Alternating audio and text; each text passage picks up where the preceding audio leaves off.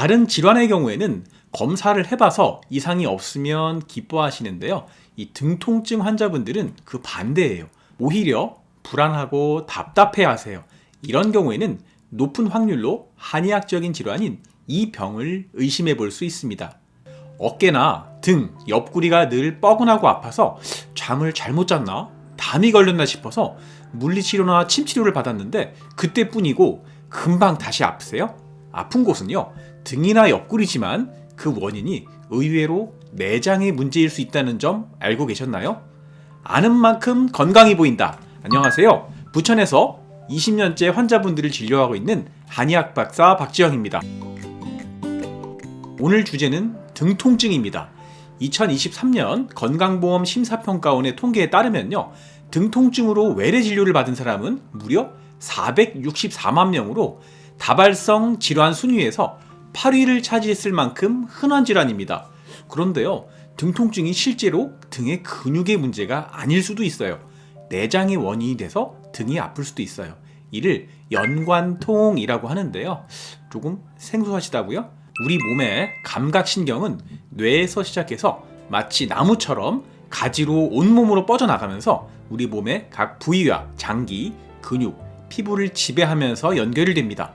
그런데 문제는 이 신경 한 가닥이 단일 장기만을 딱 연결해주는 게 아니라 여러 장기와 피부를 거쳐서 지나가는 완행열차라는 점이에요. 그래서 이 신경을 지배하고 있는 장기에 이상이 생기면 그 신경이 지나가는 다른 부위의 근육이나 피부에서 통증이 느껴지는 걸 연관통이라고 합니다. 장기 내부는 통증 자극에 둔감하지만요, 피부나 근육은 자극에 예민합니다. 그래서 우리 뇌가 이 신호가 어디서 왔는지를 혼동하면서 장기 문제를 피부나 근육의 통증으로 착각하게 되는 거예요. 조금 어려우시다고요? 유선전화를 쓰던 시절을 생각해보면요, 집안이 한 전화 회선을 쓰는데 전화는 안방에서 잘못 내려놨는데 거실과 작은 방까지 전화가 불통되는 걸 생각하시면 쉽습니다. 한의학에서는 오래전부터 장기와 신경, 피부의 연결을 배수혈이라는 개념으로 설명해 왔습니다. 등에는 오장육부와 대응하는 경혈이 배열돼 있어서 장기에 이상이 생기면 그 부위가 뻐근하거나 아프게 됩니다. 대표적으로 간수, 담수, 비수, 위수 등의 혈자리가 있는데요, 이 부위를 치유하면 이 장부의 기능도 좋아질 수 있습니다. 즉, 조상님들은 이미 오래전부터 연관통의 존재를 경험적으로 알고 계셨던 거예요. 방사통은 들어봤는데 연관통하고 다른 건가요? 네, 이 방사통은요, 그 질환이 발생한 부위 주변으로 나타납니다.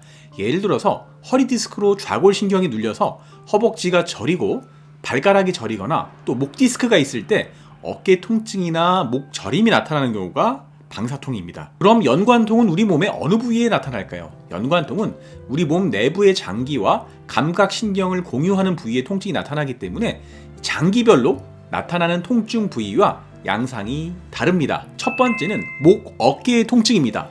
목에서 쇄골, 그리고 승모근 상부까지 지속적으로 통증이 나타난다면 폐의 문제와 연관되어 있을 가능성이 높습니다. 실제로 폐암이나 폐질환이 있는 경우 이 부위에 통증이 잘 나타나고요. 특징적으로는 숨을 깊이 들이쉴 때 통증이 심해지고 근육의 겉이 아니라 깊은 부위에서 통증이 느껴지는 양상을 보입니다. 따라서 목이나 어깨 통증이 계속되는데 물리치료나 침치료로 호전이 되지 않는다면 단순한 근육통이 아니라 폐질환 여부를 한 번쯤 검사해 보시는 것이 좋습니다. 두 번째는 어깨와 날개축지 부분입니다. 이 어깨와 날개축지는 왼쪽, 오른쪽을 각각 다르게 보는데요, 오른쪽 어깨가 아프면서 날개축지 주변과 등이 오른쪽으로 아프다면 간의 문제를 의심해 볼 수 있습니다. 두 번째, 왼쪽 날개뼈와 어깨가 아프면요, 심장의 문제를 의심해 볼 수 있어요. 심한 경우에는 이 왼쪽 가슴이 조이듯 아프면서 팔 안쪽, 새끼손가락까지 찌릿한 저림이 느껴질 수 있습니다. 이런 경우에는 심근경색이나 협심증일 수도 있으니까 바로 병원으로 달려가셔야 합니다. 세 번째는 등 가운데 통증입니다. 등 가운데나 등 중앙에서 살짝 왼쪽이나 오른쪽이 쥐어 짜듯이 아프고 똑바로 눕기가 힘들다면 췌장의 문제를 의심해 볼 수 있습니다. 이 부위의 통증은 단순한 근육통이 아니라 급성 췌장염이나 심한 경우 췌장암으로 인해서 발생할 수도 있거든요. 특히 이 췌장암 세포가 체성신경을 자극하면 등 쪽으로 통증이 퍼져나갈 수 있는데요. 이 등 통증과 함께 복부 통증, 황달이나 이유 없는 체중 감소가 동시에 나타난다면 반드시 한 번쯤은 췌장의 문제를 검사를 받아보시는 것이 좋습니다. 네 번째는 오른쪽 옆구리 통증입니다. 오른쪽은요, 담석증이 있을 때 나타날 수 있는데요. 주기적으로 오른쪽 윗배에서 옆구리가 극심하게 아프다가 갑자기 괜찮아지는 경우가 있는데요. 담석, 즉 담낭에 돌이 있는 경우에 통증은 이 진통제로도 잘 듣지 않습니다. 오른쪽 등이나 옆구리가 아플 때는 복부 초음파나 CT를 찍어서 담석증 여부를 확인해 보시는 게 좋아요. 다섯 번째는 허리 주변의 통증입니다. 급성 신우신염이나 요로결석 등 신장에 문제가 있을 때 허리 부분이 아플 수 있어요. 이 급성 신우신염의 경우에는 등 아래쪽 요통이 있으면서 39도 이상의 고열이 나타나고 심하면 구토를 동반하기도 해서요. 감기인 줄 알고 단순하게 해열 진통제만 먹으면서 참다가 응급실에 실려가는 경우가 다수입니다. 또 요로결석은 허리의 결석으로 인해서 허리에서 옆구리가 수분에서 수시간까지도 칼로 찌르듯 아프다가 안 아프다가 반복하는 특징이 있습니다. 여섯 번째는 척추 가운데 통증입니다. 이 경우에는 대동맥 박리증일 수 있어요. 이 질환은 척추에서 꼬리뼈까지 내려오는 통증이 등 전체를 따라서 퍼지는 게 특징인데요. 이는 대동맥을 따라서 이 대동맥의 내막, 안쪽 막이 찢어질 때 나타나는 통증입니다.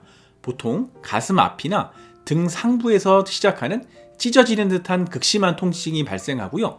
때로는 호흡곤란이나 실신이 동반되기도 합니다. 또 대동맥 박리로 인해서 혈류 공급이 차단된 장기가 생기면 심근경색이나 뇌졸중으로도 이어질 수 있는 위험한 질환입니다. 비록 발생 빈도는 높지 않지만요, 생명을 위협하는 초응급 질환이기 때문에 이런 증상이 나타난다면 반드시 응급실로 가셔야 합니다. 일곱 번째는 등에서 옆구리 통증입니다. 대상포진일 수 있는데요, 신경절에 잠복하고 있던 수두 바이러스가 면역력이 떨어질 때 등이나 옆구리에 한쪽으로 띠 모양을 나타내면서 통증을 유발합니다.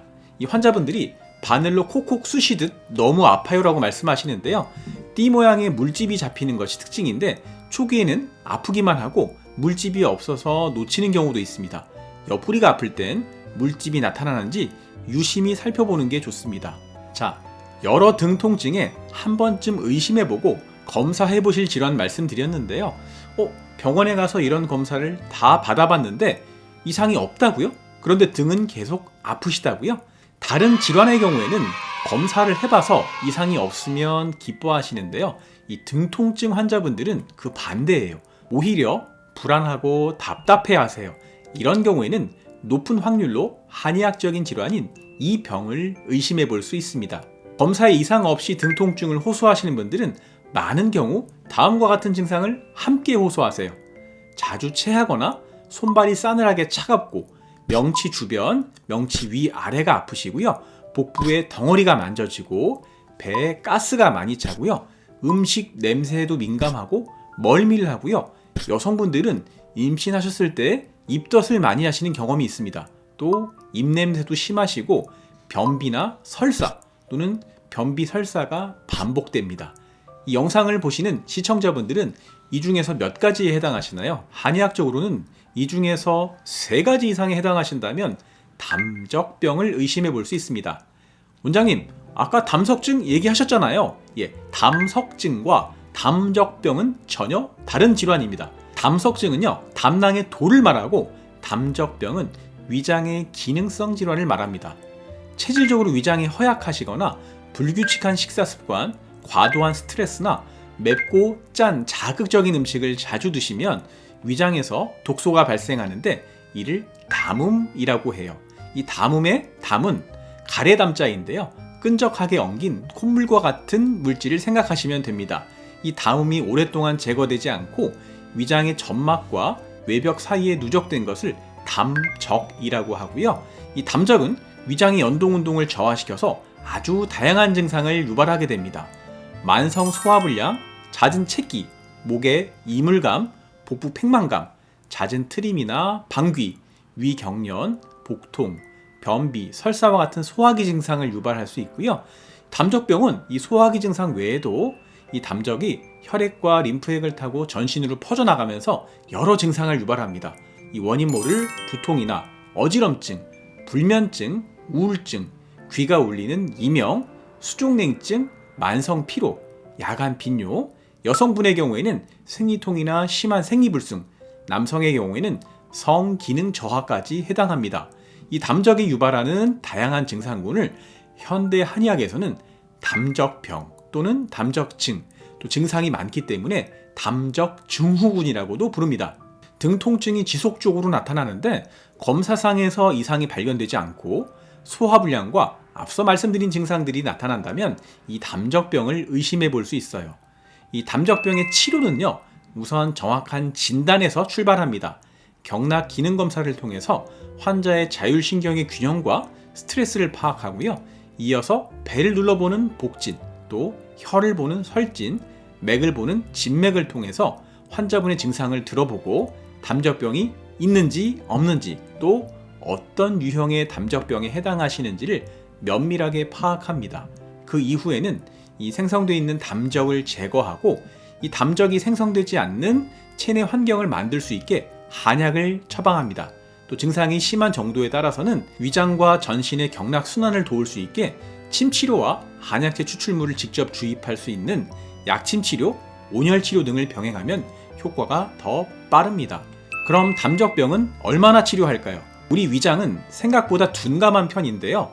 이 위장의 문제가 등 통증이나 다른 증상까지로 나타날 정도면 오랜 기간 누적된 증상들, 즉 빙산의 일각이 이제서 드러난 겁니다.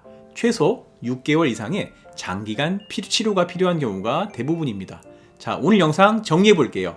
내장의 문제가 등으로 나타날 수 있는 연관통의 부위별 진단, 목의 앞뒤는 폐, 오른쪽 날개 쪽지 부위는 간, 왼쪽 날개 쪽지는 심장, 등 가운데는 췌장, 오른쪽 옆구리는 담석증, 담낭의 돌, 허리 주변은 신장, 척추 가운데는 대동맥 박리증, 양쪽 등에서 옆구리는 대상포진. 해당 부위가 아프시면 한 번쯤은 이 증상을 의심해보고 검사해보시고요. 검사 후에 이상이 없으면서 소화불량이 함께 나타난다면 높은 확률로 한의학적인 질환인 담적병을 의심해보실 것을 말씀드렸습니다. 오늘 영상이 도움이 되셨다면 구독과 좋아요, 알람 설정까지도 부탁드립니다. 아는 만큼 건강이 보인다. 지금까지 저는 한의학 박사 박지영이었습니다. 감사합니다.